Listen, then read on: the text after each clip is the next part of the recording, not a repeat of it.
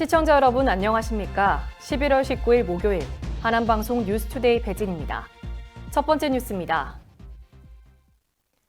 지하철 5호선 하남시청역에서 하남 검단산역 구간이 강일역 동시개통을 고수하고 있는 서울시로 인해 올해 12월 개통이 불투명해졌습니다.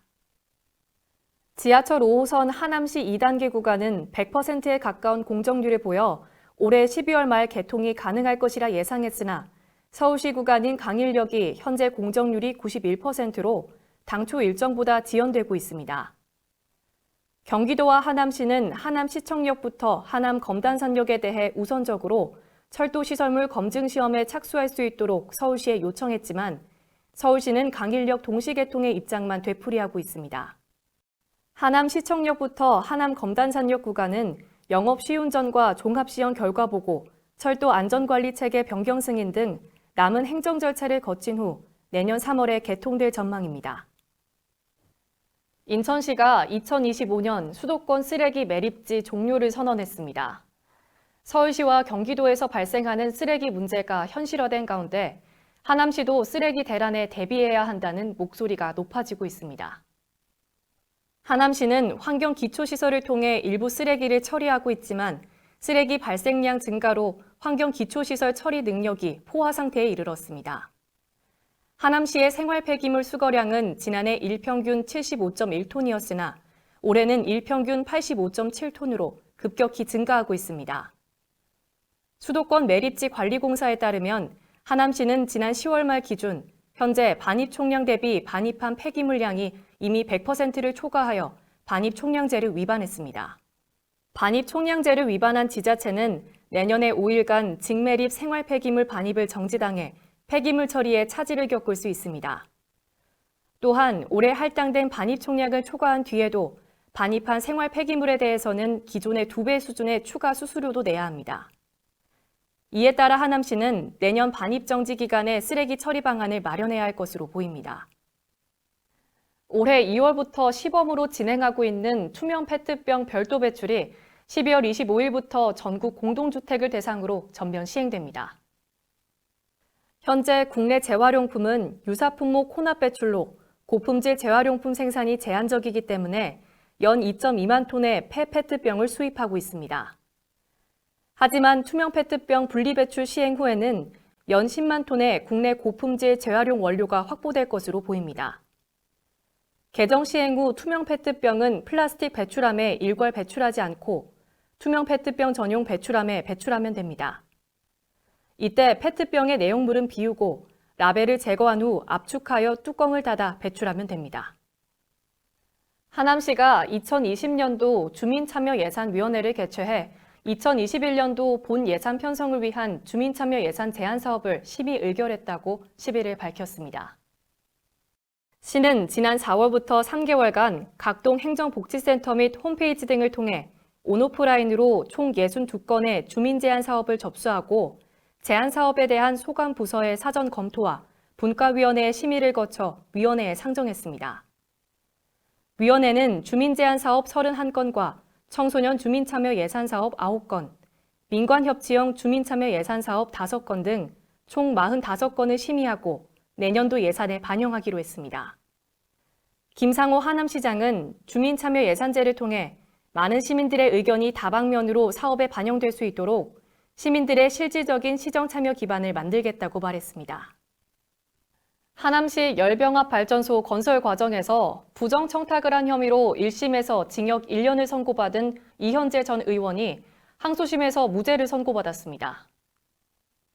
이 전 의원은 2012년 10월부터 2015년 4월까지 SK E&S의 시공사가 발주한 21억 원 규모의 배전반 납품공사와 12억 원 상당의 관련 공사를 각각 동양 출신 사업가가 운영하는 회사와 후원의 전 사무국장이 근무하는 회사에 맡기도록 청탁한 혐의로 기소돼 재판을 받아왔습니다.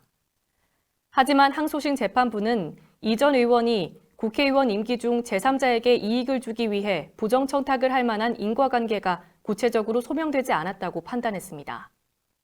재판부는 해당 행위를 통해 피고인이 직접 취득한 이익이 소명되지 않았고 당시 지역 국회의원이 지닌 지위를 고려했을 때 지역기업이 의원과의 관계를 내세워 이익을 취했다고 하더라도 이것을 두고 피고인이 포괄적 청탁을 했다고 보기 어렵다고 밝혔습니다.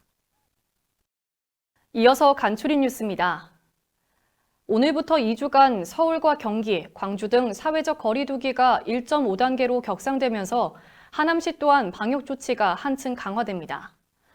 다중이용시설에서는 위험도가 높은 활동이 금지되고 유흥시설 및 관리시설에서는 밀집도를 낮추기 위해 이용인원 제한 등의 조치가 시행됩니다. 교육부에서 11월 19일부터 12월 3일까지 수능 특별 방역 기간을 운영합니다.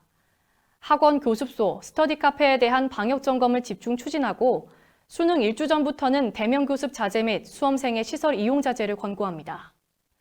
또한 학원에서 확진자가 나올 경우 학원 명칭, 감염 경로 및 사유 등을 교육부 홈페이지에 한시적 기간 동안 공개합니다. 망월천 지역협의회는 지난 11월 6일 17,000여 명의 시민이 서명한 망월천 수질 개선 촉구 서명지를 LH에 전달했습니다.